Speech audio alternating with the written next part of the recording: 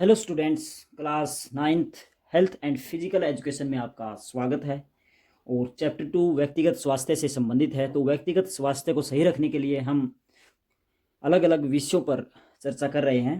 तो आज का हमारा टॉपिक रहेगा बालों की देखभाल, जो नंबर 2 पर है। नंबर 1 पर हमने त्वचा की सफाई या त्वचा की देखभाल के बारे में पिछले लेक्चर में पढ़ा था। तो बालों की देखभाल कैसे की जा सकती है? आज के समय में लोग हैं, युवा हैं, वो सभी अपने शरीर की देखभाल स्वयं अच्छे से कर लेते हैं। पुराने समय में, आज से 20-25 वर्ष पहले, बालों की देखभाल के लिए ना ही तो इतने शैम्पू या साबुन हुआ करते थे और ना ही इतने नहाने धोने की व्यवस्था होती थी। तो खासकर गाँव में जो, या हम शहरों में भी कह सकते हैं, लोग होते थे वो अपने काम की तलाश में ही पूरा दिन व्यतीत कर देते थे। अपने शरीर की या स्वास्थ्य की देखभाल के लिए इतना टाइम नहीं देते थे। तो बालों में भी पुराने समय में अनेक समस्याएं उत्पन्न हो जाती थी, जुएँ पड़ जाती थी, तो काफ़ी सारी समस्याएं झेलनी पड़ती थी। और उस समय उन जो परपोषी जीव हैं, जो जीवाणु हैं, जुएँ हैं, उनको मारने के लिए कोई केमिकल या कोई दवाई भी नहीं होती थी। तो आजकल सब दवाई या सब कुछ उपलब्ध हैं। तो फिर भी हम कुछ जान लेते हैं कि बालों की देखभाल कैसे करनी चाहिए। तो सबसे पहले हमें बालों को रोज़ धोना चाहिए। तो नंबर 1 पॉइंट तो हमारा यही है, रोज़ धोएं। तो सबसे पहले तो यही है कि जो लड़के हैं वो तो रोज़ धो सकते हैं, मगर लड़कियां रोज़ नहीं धो सकती। तो मगर कम से कम एक सप्ताह में 2 बार अवश्य अपने बालों को धोएं। फिर क्या है, धोने के बाद अच्छे से सुखाएं। अच्छे से सुखाने के बाद बालों की मसाज करें, या हम कह सकते हैं मालिश करें तेल से। तो तेल मालिश यह बहुत ज़रूरी है। इसके साथ साथ हमें बालों में रोज़ कंघी से उनको अच्छी तरह रखना चाहिए। या और भी हम कह सकते हैं कि अलग अलग आजकल साबुन आए हुए हैं मार्केट में, शैम्पू आए हुए हैं। तो हमें अलग अलग साबुन या शैम्पू का इस्तेमाल नहीं करना चाहिए, क्योंकि उनमें अलग अलग केमिकल होते हैं, अलग अलग तरह के डिटर्जेंट्स होते हैं, जिससे हमारे शरीर पर जो त्वचा है, बालों की जो जड़ें हैं, उन पर दुष्प्रभाव पड़ता है। तो अलग अलग अलग साबुन के इस्तेमाल से बचें, क्योंकि इसके कारण आपके बाल गिरने लग जाते हैं, या हम कह सकते हैं कि वो सफ़ेद होने की संभावना बढ़ जाती है, तो जड़ों में नुकसान पहुंचाते हैं। तो सबसे अच्छा माध्यम तो यही है कि जो मुल्तानी मिट्टी आती है, या वो, या कभी अगर साबुन का प्रयोग करना ही है तो आपको, तो सप्ताह में 1 बार कर सकते हैं। अगर ना करें तो भी कोई दिक्कत नहीं होगी। अगर आप मुल्तानी मिट्टी या दही या कुछ आंवले के जो हर्बल प्रोडक्ट आए हुए हैं उनसे अगर आप साफ़ कर रहे हैं, तो आपके बालों को कोई नुकसान नहीं होगा। तो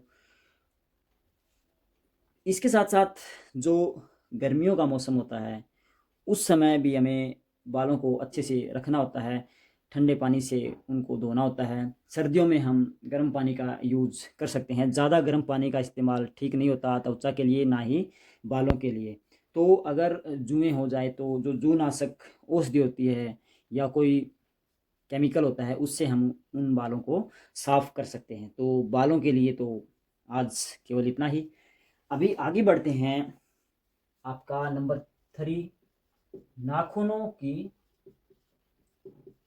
देखभाल। नाखूनों की देखभाल कैसे करें? तो नाखून भी हमारे शरीर का अहम हिस्सा है। पुराने समय में नाखून हमारे लिए एक हथियार के तौर पर हम प्रयोग करते थे इनको, मगर आज इनकी कोई हथियार के मामले में ज़रूरत नहीं है। तो इसलिए हमें इनको सबसे पहले तो समय समय पर काटना चाहिए। समय समय पर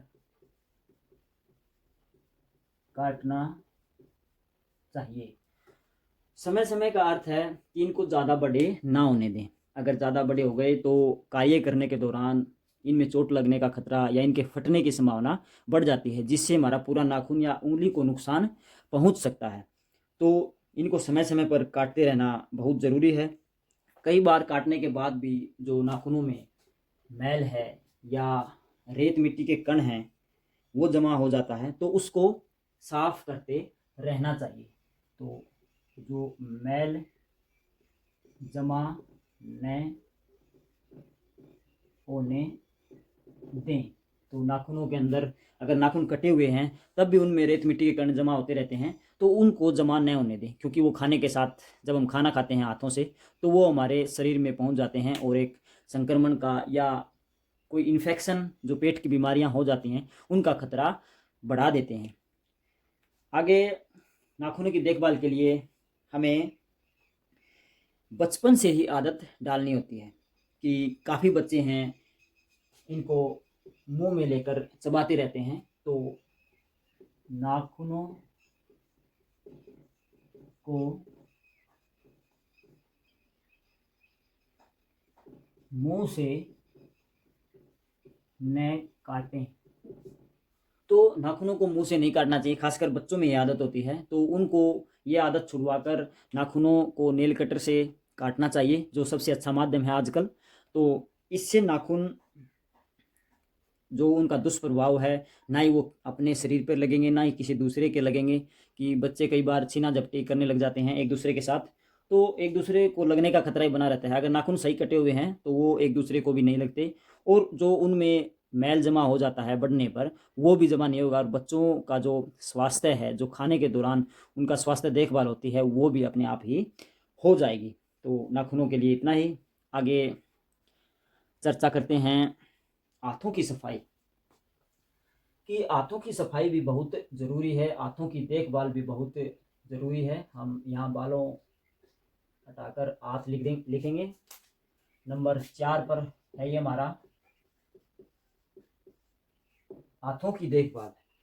कि हाथों से हम काफ़ी कार्य करते हैं, दिन भर अलग अलग तरह के कार्य करने पड़ते हैं, तो उस दौरान हम काफ़ी संक्रमित वस्तुओं के संपर्क में आते हैं, तो उनसे हमारे हाथों के द्वारा हमारे भोजन में कुछ खतरनाक केमिकल या जीवाणु पहुंचने की संभावना बढ़ जाती है।